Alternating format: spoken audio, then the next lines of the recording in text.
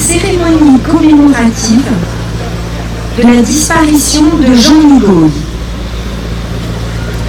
Nous allons débuter cette cérémonie par la prise de parole de M. Sixte Hugolin, président départemental de l'Association nationale des anciens combattants et amis de la résistance. Monsieur le directeur de cabinet représentant M.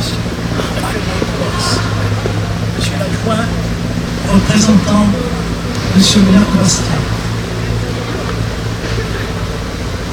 Mesdames et Messieurs les élus, Messieurs les représentants des autorités civiles et militaires, Messieurs les présidents de l'association, Monsieur le directeur adjoint représentant Madame le proviseur du lycée Nigaud, Mesdames, Messieurs, dans l'histoire de la résistance corse, la figure de Jean Nigaud n'est pas exceptionnelle. Beaucoup sont morts, victimes du devoir qu'il s'était imposé, tels Dominique Vincent, Charles Bonafetti et Fred Scamarone.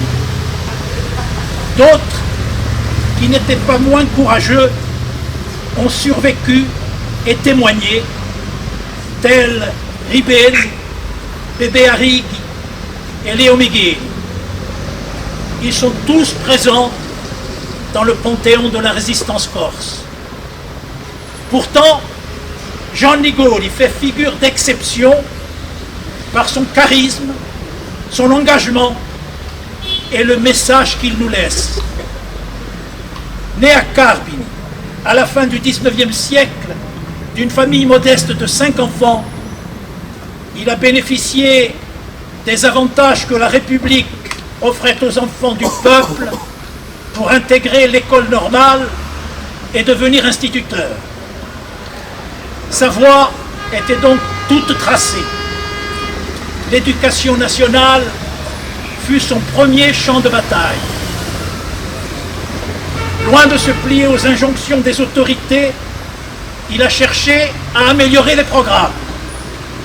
En Afrique, où il fut nommé, il demandait que les élèves ne soient pas dépossédés de leur culture. En Corse, il déplorait que l'histoire et la géographie soient ignorées de l'enseignement. Et déjà, il militait pour la sauvegarde de la langue corse. Mais ce sont les circonstances qui ont fait de lui une figure emblématique de la résistance corse.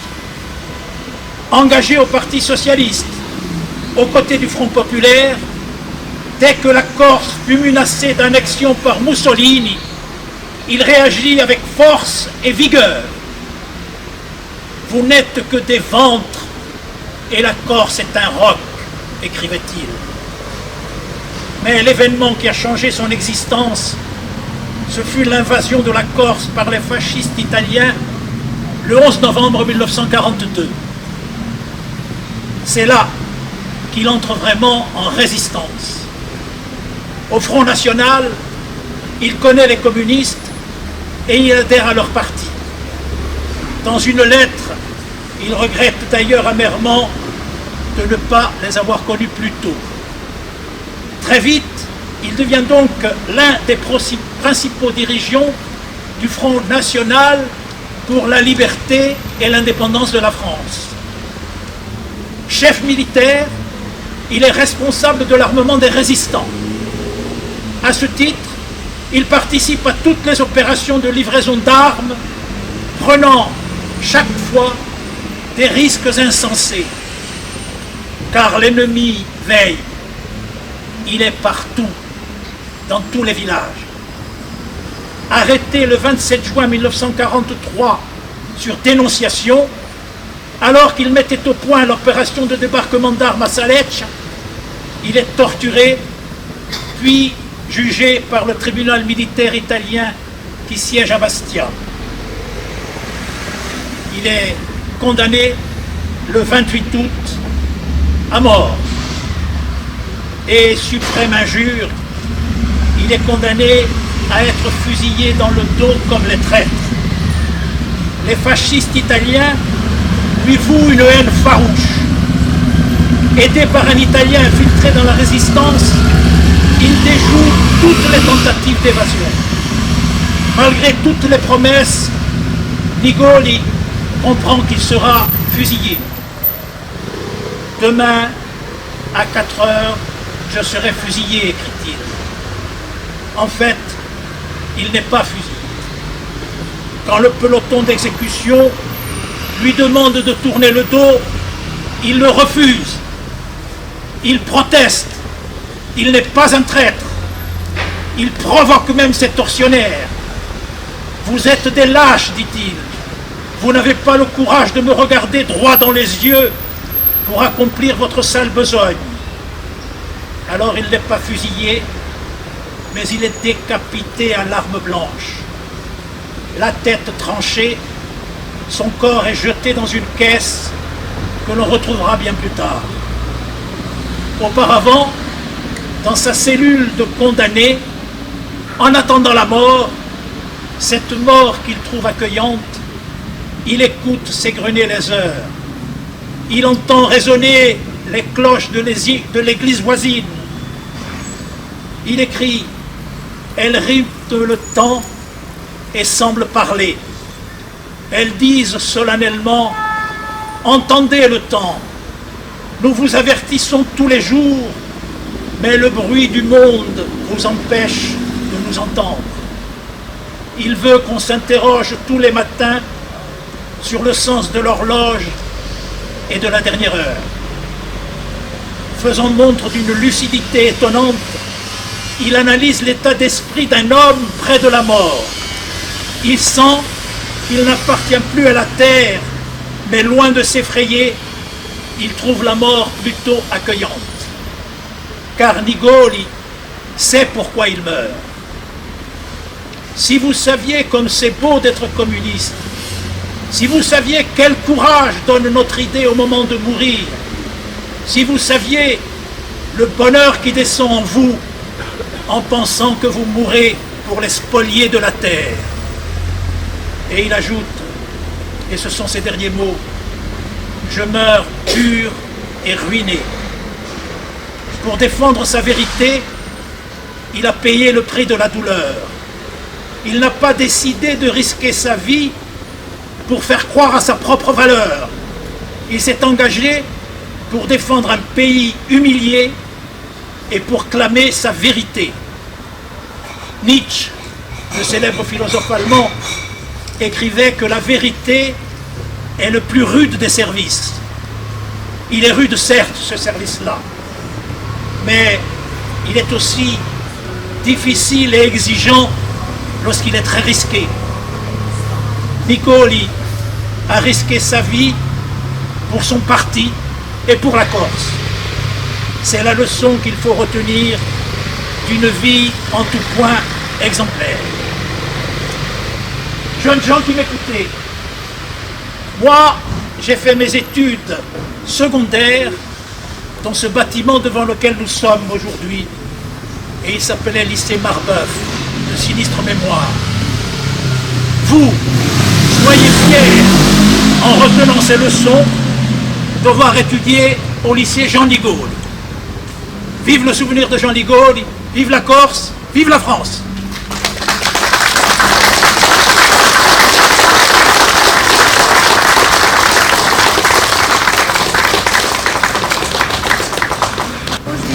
La version adaptée par Antoine Ciosi du chant des partisans.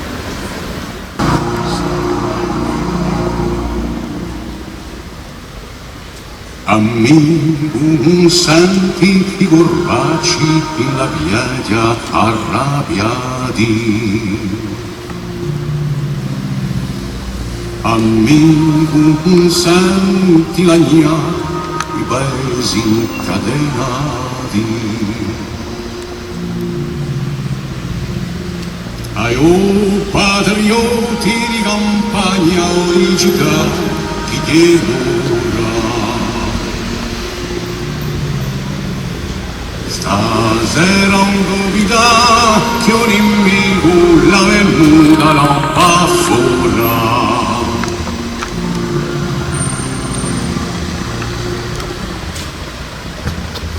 Ognuno è cosciente oramai dell'impronto di Amosa.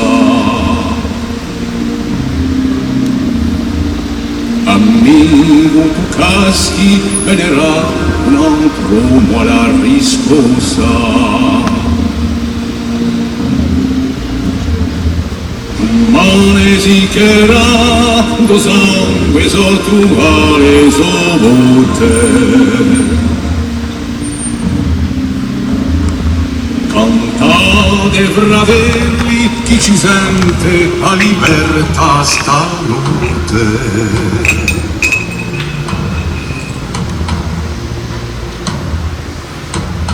Se nous fissions les barreaux des prisons pour nos frères,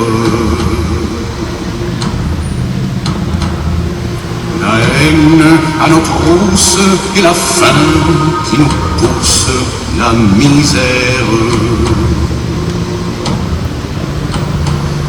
Il y a des pays où les gens au creux des lits font des rêves. Ici, nous vois-tu, nous on marche, on tue, on crève.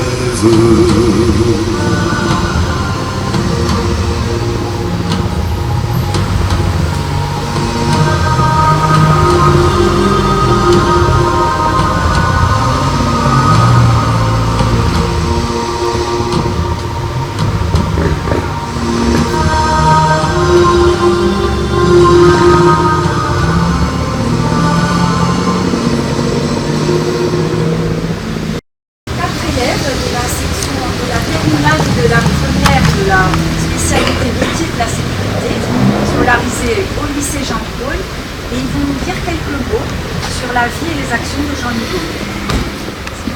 Né à Sangalvin, Dicarbine, France, Corse du Sud, 2 ans, le 1er septembre 1899, décédé à Bastia, France Haute-Corse, 2B, le 30 août 1943.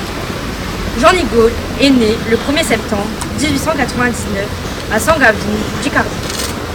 Il a 3 frères et une sœur. Et ses parents sont de modestes épiciers. À 17 ans, il est reçu au concours d'entrée à l'école normale d'instituteurs d'Ajaccio. Après le service militaire accompli dans le génie en 1920, il rejoint son premier poste à Sarre, dans le Néo. Il se marie en 1922 à Marie-Jeanne, institutrice, et a un fils, dont Jacques, en octobre 1923. Il est alors en poste à Sainte-Lucie de Porto Vecchio. En 1924, il sera à Sangalvin. Jean de Gaulle et son épouse obtiennent alors un poste double dans le Haut-Sénégal, aujourd'hui le Mali, successivement à Kayes, puis à Bamako, où naît Francette Nicole en avril 1925. Il reste en Afrique jusqu'en 1934 et il devient directeur d'école à Mopti. Il tient un journal riche en observations, critique sur certaines pratiques de la colonisation et écrit un livre, L'écolier noir. La dégradation de l'état de santé de sa femme l'oblige à rentrer en France. Jean de Gaulle enseigne durant 1 an dans une école de la rue Lévy. Il participe aux manifestations du Front populaire et adhère au Parti socialiste. Son épouse est soignée à Paris, en vain, et c'est en février 1937 qu'elle décédera en Corse, où les Nicoles ont pu rentrer. Jean est directeur d'école à Poupria. Cassandre. Pendant la guerre. Quand la guerre éclate, il est mobilisé dans le génie à Corté, puis à Rodez. Revenu en Corse après l'armistice, il participe à la formation des premiers groupes de résistants à Sangalvin et à Casalabrini. En 1942, depuis le Sartenay, il a des contacts avec le Front National, François Carle, Non Bénil et Arthur Durval, avec lequel il s'efforce de trouver des armes à la fin de 1942 pour les Patriotes. Il serait l'un des auteurs du chant des Patriotes en Corse, la Saint-Pierre. Il adhère au Parti communiste clandestin le 28 décembre 1942. Après l'arrivée de la mission Pearl Harbor menée par De Gaulle, il contribue activement à la réception et à la distribution des armes fournies par Alger. Mi-janvier 1943, il rencontre à Ajaccio avec Nons Bénier et Arthur Diobol, 2 des premiers agents de la mission Pearl Harbor, Toussaint Grif et Laurent Pressouz. Ils s'entendent sur l'aide proposée pour les autorités d'Alger pour le développement des réseaux et de résistance et de l'armement pour la libération de la Corse.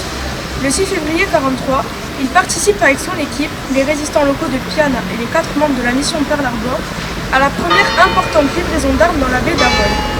450 mitraillettes et 60 000 cartouches livrées par un sous-marin de Casablanca. Kylian,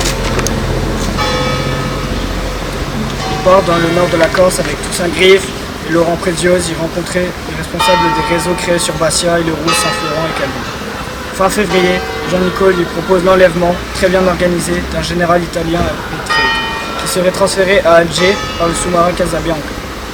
Cette opération montrerait les capacités de la résistance auprès des alliés de l'ennemi. Le radio de la mission, Pierre Griff, reçut un refus d'Alger qui craignait une forte répression compromettant l'organisation de la libération. Le 10 mars, Jean-Nicole, avec notamment son équipe, protège d'Ajaccio à Sarri-Solenza, le retour à Alger par le Casabianca des agents Toussaint Griff et Laurent Préziose. Le radio, Pierre Griff, reste pour aider le futur remplaçant de leur chef de mission, le capitaine Paulin Colonne d'Istrie. Les armes arrivent aussi par des parachutes. Il en organise la réception, parvient à équiper les patriotes du Sarthéry. Il participe à la conférence de Pau en mai 1983, après l'arrestation de Fred Scamarone. Le comité départemental y est solidement organisé. Jean-Nicole est désigné comme responsable à l'armement. Le 17 juin 1943, il échappe de peu à une arrestation à la brasserie Nouvelle à Ajaccio. Il arrive avec un peu de retard. Il est recherché par l'OVRA qui possède une photo de lui. Il est arrêté le 27 juin 1943 aux 3 rue Solferino à Ajaccio en même temps que Jack Bonafide, le propriétaire de lieu, et Jérôme Santarelli, un autre responsable du FN. Au cours de cette réunion, il devait préparer un débarquement d'armes, et les Italiens avaient été prévenus par des collaborateurs. Il est interné à Ajaccio jusqu'à son transfert à Bastia le 26 août 1923. Sa fille Francette espère en vain une évasion, d'abord de sa prison à Ajaccio, puis pendant le transfert que le résistant avait préparé par chemin de fer. Un plan a été mis au point avec les Chinois, mais les Italiens, sans doute informés, choisissent la route plutôt que le rail, comme en témoignage Albert Ferrage. Un autre plan prévoit la capture d'un officier italien de haut rang à ces choses. Pauline, Jugé par le tribunal militaire italien à Bastia les 27 et 28 août 1943, il est condamné à être fusillé dans le dos pour espionnage militaire. Les tentatives de sa fille pour obtenir un recours en grâce du général Mag, commandé italienne en Corse, ont été sans effet, tout comme les contacts pris par le dirigeant du Front National avec le colonel des chemises noires Pagnoni pour essayer de les sauver.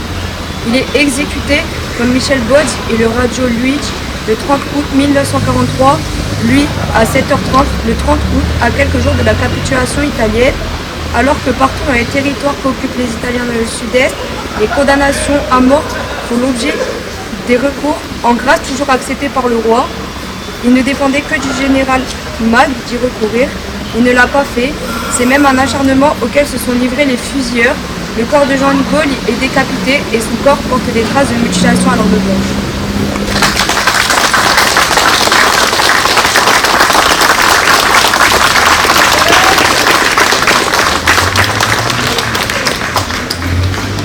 Lamento a Nicole.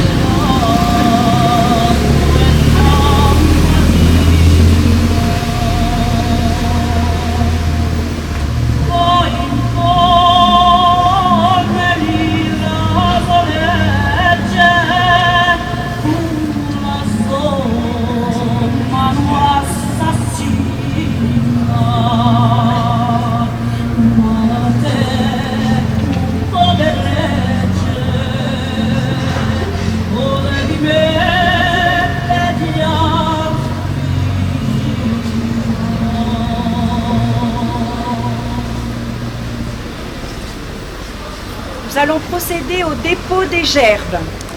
Gerbes de l'Association nationale des anciens combattants et amis de la résistance pour le département de la Haute-Corse.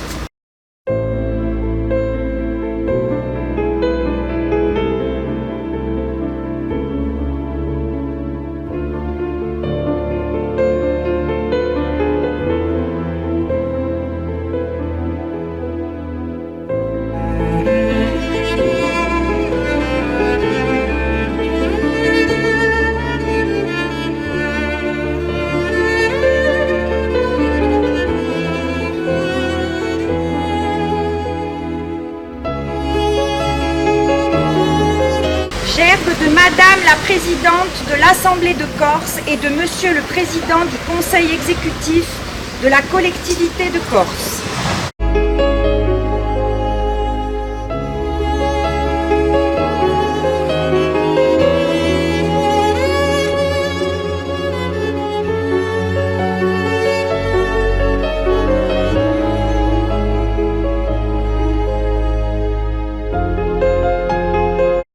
Gerbe de Monsieur le maire et de la municipalité de Bastia.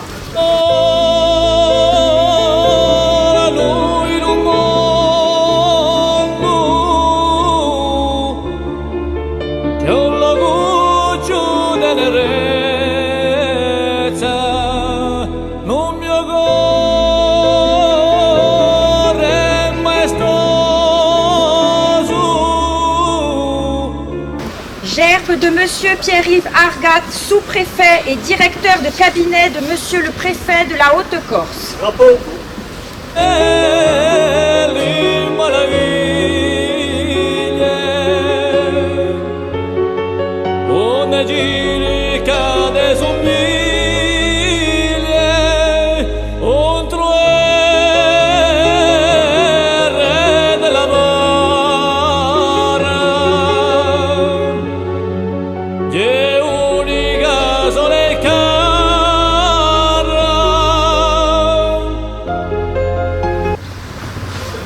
Aux morts!